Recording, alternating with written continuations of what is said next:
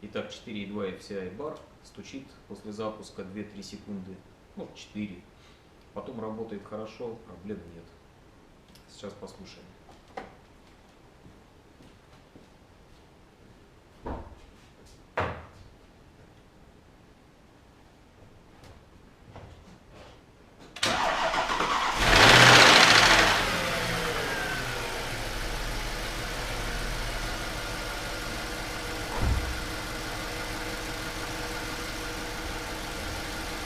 Собственно, вот так вот это и происходит. Ну а теперь мы с вами сейчас найдем причину, почему он стучит. Откуда стучит, я послушал, естественно, определился, стучит в правой головке со стороны цепей, то бишь вот отсюда вот стук.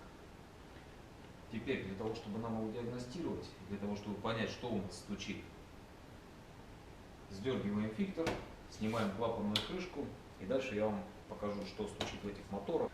Сняли мы клапанную крышку, теперь смотрим, что же у нас тут такое может быть. Берем зажимные пассатижи и беремся за распредвал. То есть он должен быть зафиксированный.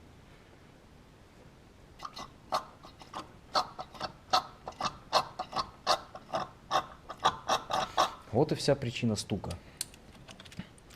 Распредвал не фиксируется в фазовращателе.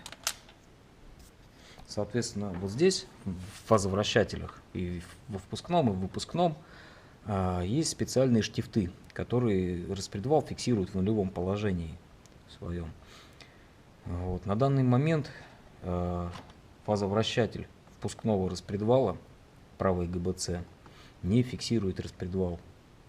То есть либо умер этот штифт, либо что-то еще с ним произошло, не знаю. Но он должен зафиксироваться, он не фиксируется.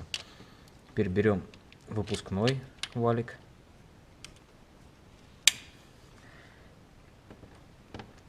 Выпускной стоит мертво. Притом при всем, если бы у нас был мертв натяжитель, то выпускной распредвал сейчас бы поворачивался, играя на натяжителе. Натяжитель у нас натянут, с ним все хорошо.